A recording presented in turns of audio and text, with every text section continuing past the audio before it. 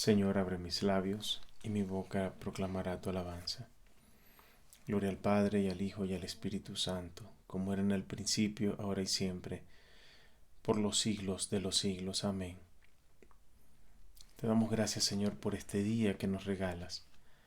En este día de Santa Inés, Virgen y Mártir, jueves eucarístico, queremos escuchar, queremos abrirnos a tu palabra, y que esa palabra se haga vida en nosotros. Amén.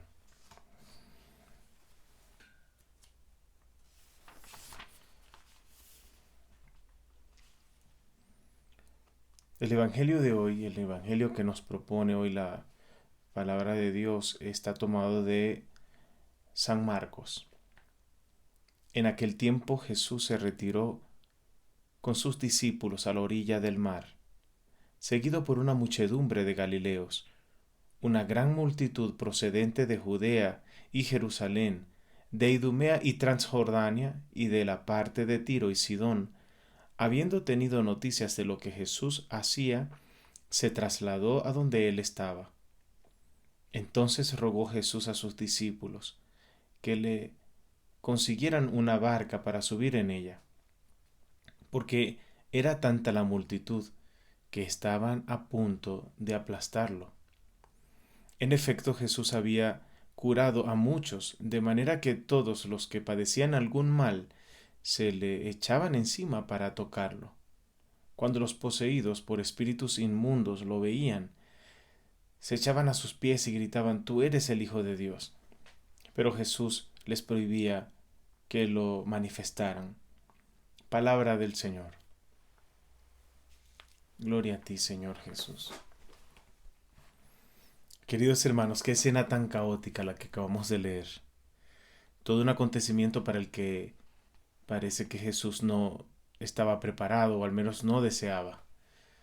Hablan de que lo estaban aplastando las personas, como el tumulto, ¿no es cierto? La desesperación de la gente que lo buscaba para que satisfaciera alguna necesidad que tenían de, sobre todo de su salud. Y es que Jesús, creo que le molestaba mucho ser confundido con un curandero, porque efectivamente esa no es la misión para la cual él vino. La misión de Jesús era precisamente constituirnos como pueblo, apoyarnos a ser pueblo, a que dejáramos de ser solo la masa, que parecía que éramos así en esa época y nos veían así como una masa a la gente creyente, una masa de gente que solo hacía tumulto para rezar, para pues por lo que necesitaba, por sus carencias, que se gobernaba la vida por sus carencias. Y Jesús no puede hacer mucho allí, precisamente por el caos. Y cura a algunas personas, y por eso el tumulto, y se van agolpando sobre él. Pero piensa rápidamente, con compasión. A pesar de que no era algo que le gustaba, tuvo la compasión de decidir que podía encontrar una alternativa, y su alternativa fue muy brillante. Fíjense cómo pidió una barca para hacer que ese tumulto de personas se volviera un auditorio. Alejándose de ellos en la barca, les podía predicar. Su objetivo era que el mensaje llegara. Ellos querían ser curados, tenían completamente otro objetivo. Jesús definitivamente no curó a todos, pero sí les habló a todos, porque les dio una medicina. Él podía curar a todos, tal vez, pero él no estaba ahí para eso, porque la enfermedad no era lo peor que les estaba pasando a ellos. No era el peligro de morir, porque al fin y al cabo eso es un peligro para nosotros, y él tenía que curarnos de esa idea. Para Jesús era muy importante constituir un pueblo con esas personas que tenían tanto miedo de la muerte, porque no conocían la vida eterna, no conocían la resurrección, porque estaban en un desorden tal que no podían darse cuenta que eso que estaban viviendo no se iba a quitar solo si se curaban los síntomas, porque la enfermedad estaba mucho más adentro. Era una enfermedad del alma, era la enfermedad de haber puesto una bóveda encima, o un tapón más bien en la bóveda que te lleva a la resurrección. Habían tapado toda esa idea. Habían perdido la fe en la vida eterna.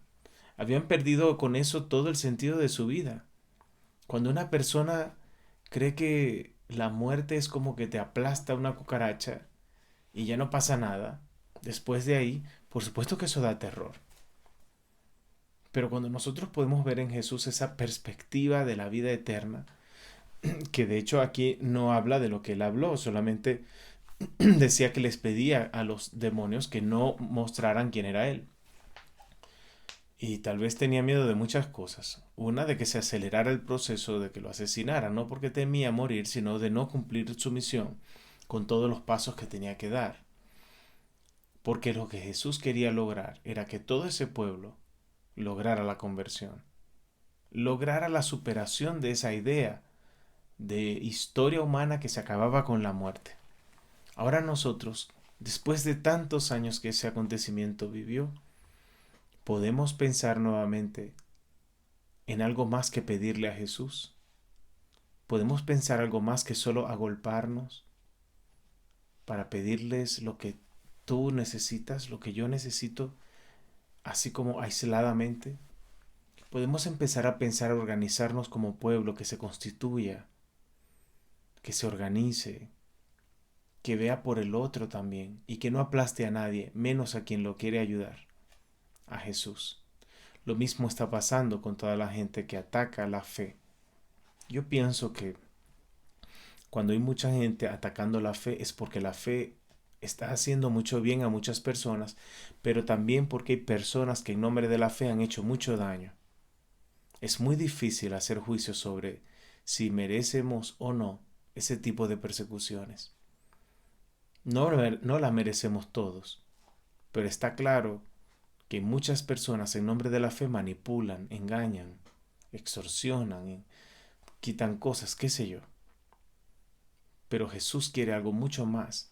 Sería una gran decepción que nosotros como pueblo, así como estamos, seamos ese pueblo por el que Jesús dio la vida.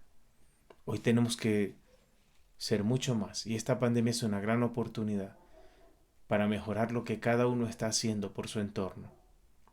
Empecemos por no dañar a nadie y menos a quien nos hace bien.